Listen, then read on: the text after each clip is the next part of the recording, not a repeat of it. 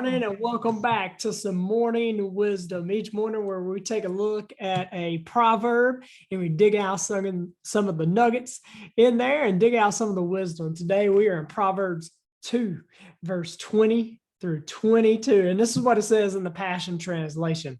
Proverbs 2, 20 through 22. Follow those who follow wisdom and stay on the right path. For all my godly lovers will enjoy life to the fullest and will inherit their destinies. Man, that's good stuff right there. 22, but the treacherous ones who love darkness will lose not only all they could have had, but even their own souls. How about that right there? So I was reading in 1 Samuel 15. In 1 Samuel 15, if you read through before then, you got the judges and all of that, and the people they cry out, they grumble, wanted to be like all the other nations, and they wanted to have their own king over them.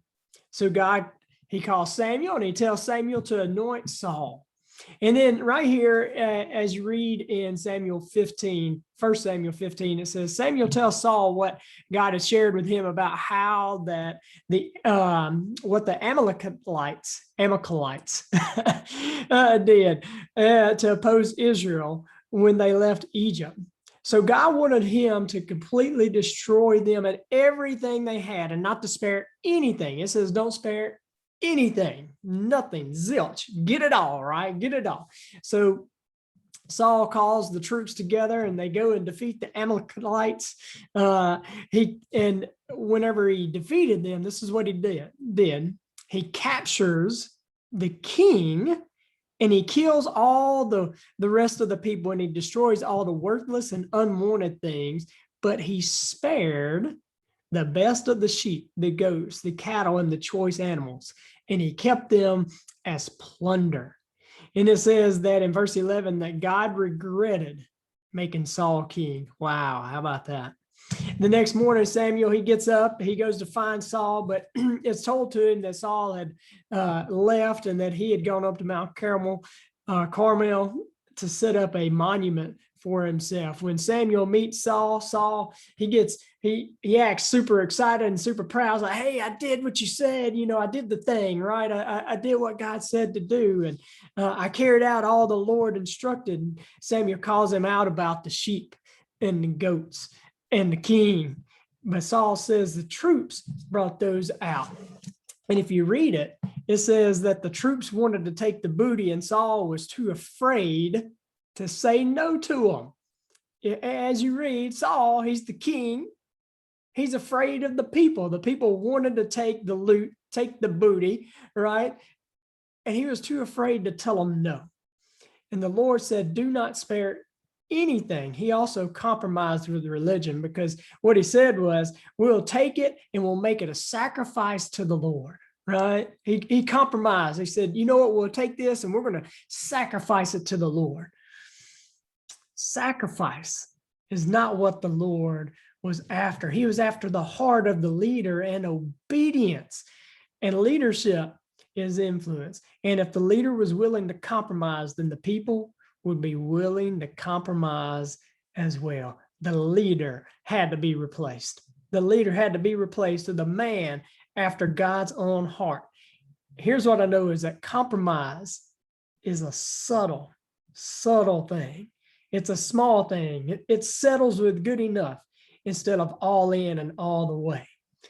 That's what compromise does. We just read in the Passion Translation, it says, all godly lovers. I love that phrase, right? It says, Saul by his actions demonstrated that he didn't love the Lord with his whole heart, with all his mind, with all his soul. He was too fearful of the people. Fear of man had gripped his heart. Fear of man had gripped his heart. And he obeyed them instead of fearing and obeying the Lord. The fear of man will hold you hostage and divert you from becoming who God knit you together to be. The fear of the Lord is the beginning of wisdom. Our wisdom for today shows us that we can learn from history or we can repeat history. And we want to learn from the mistakes of other people. We also want to learn from our own mistakes. So my question to you, is there any area of your walk where you are settling for good enough? Is there any area of your life where you're compromising? Compromising. God is a good, good Father. He desires not only the best for you, but he desires to know and to be known by you. First Samuel in this account of Saul is all under the old covenant, right? That's Old Testament, old covenant. The blood of Jesus washes us clean and brings a new covenant of mercy and grace. And I just want to say this, that we don't obey and we don't act for love, but we act and obey from a place of love. We act and obey because we are loved. We don't act and obey to receive love. We act and obey from a place of love. When we act for love and to be loved, we fall into religion. And we obey from love, which demonstrates our relationship with the Creator through his Son. Hey, I hope today has added value to you. I hope this wisdom has been good for you today. I look forward to being with you on our next morning wisdom. Hope you guys have a great day, and God bless.